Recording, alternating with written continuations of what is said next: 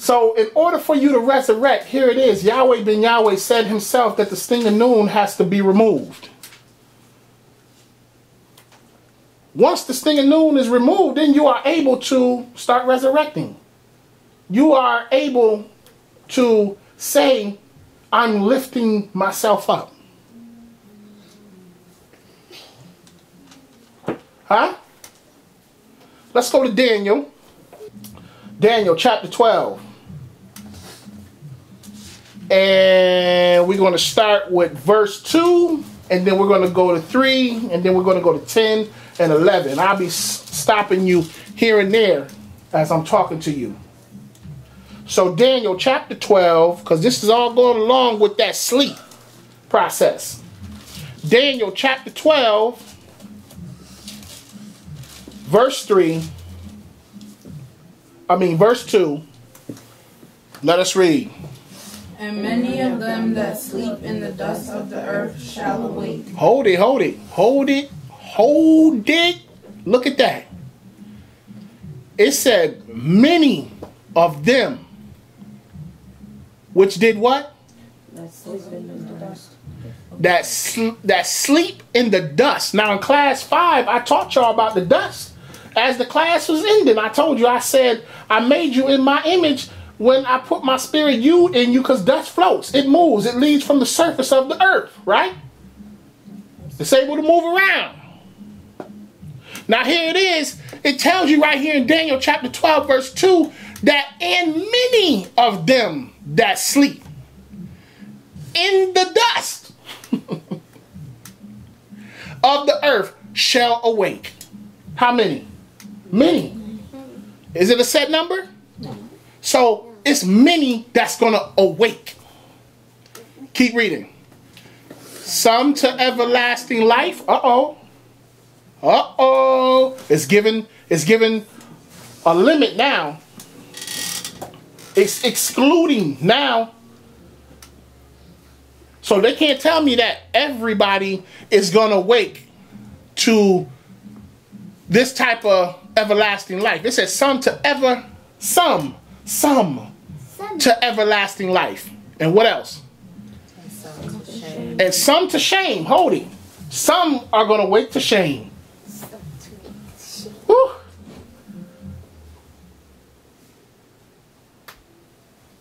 Some are going to awake to everlasting life, and some to shame. That's it. Shame. And then plus everlasting contempt. So they're going to wait to shame. And then on top of that, what?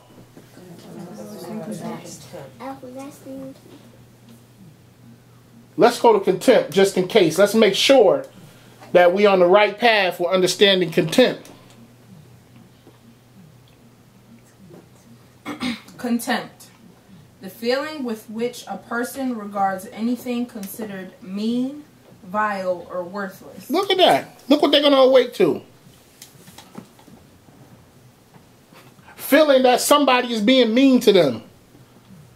And I think it's going to be everlasting. They're going to be all, forever. They're going to be going through a situation of people being mean to them. At least that's what they're thinking. That's what's happening with them.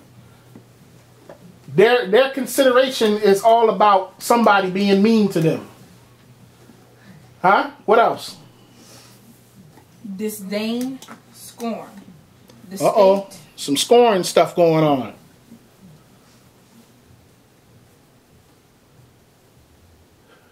They say hell has no what? Hell has no fury? Like a woman scorn? Oh.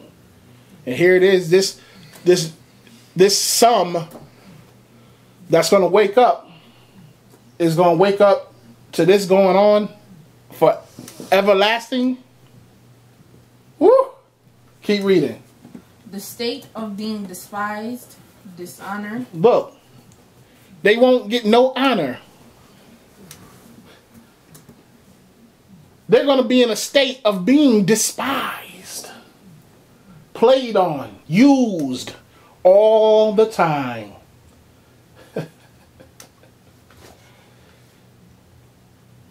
Uh-huh. disgrace, a willful disobedience to. Oh my good. Here we go. Daniel 12, verse 2 said that when some awake, they are going to wake to everlasting contempt, which means what? Say that again. Willful disobedience. Willful. It's their will to be what? Disobedient. Disobedient.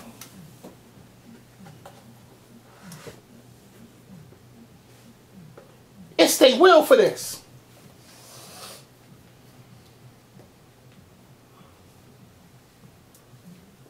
Gracious Yahweh. So when I look at my house, and I can see where I have children that are disobedient continuously and just don't want to change, just have the will to be disobedient. I know what they waking up to, because see, they don't have the luxury of saying, I wasn't awakened by Yahweh. They were born in Yahweh. They were constantly being taught Yahweh. They testified themselves. So when I look around and I see a mother who deliberately turns Yahweh's laws aside to please her child, I know what she has awakened concerning the law into. Everlasting what? Contempt. Willful disobedience. Disobedience. To where you look at Yahweh's law and he tells you to do X, Y, and Z, and you choose to go against that to do the total opposite.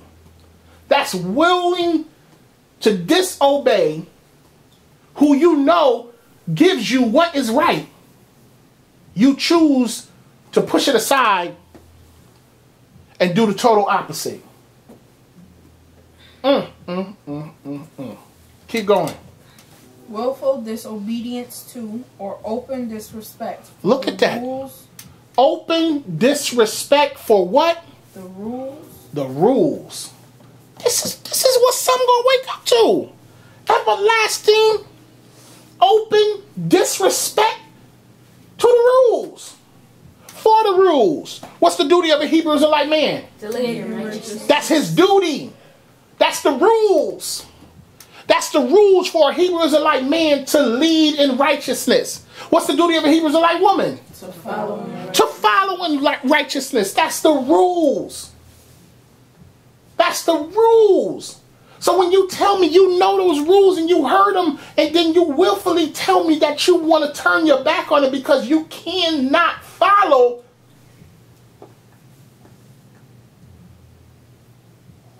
a man telling you what to do or showing you what to do, you are willfully being disobedient.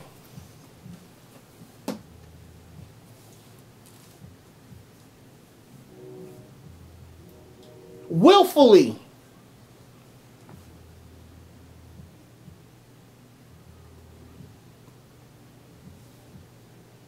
When you read the scripture where it tells you to train up a child in the way that he shall go, and when he is old, he will not depart from it.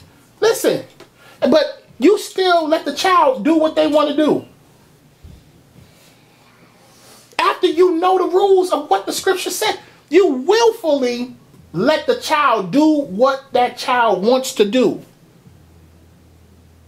And you wonder why that child don't respect you or obey you, because you don't respect and obey the creator of you.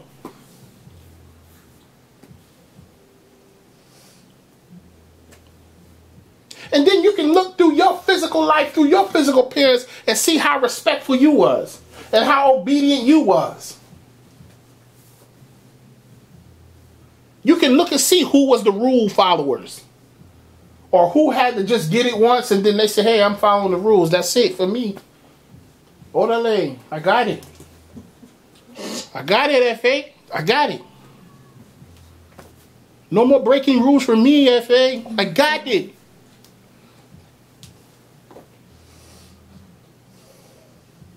And then a strong mother will be like, all right, ungale, get to it then. Let's get it going.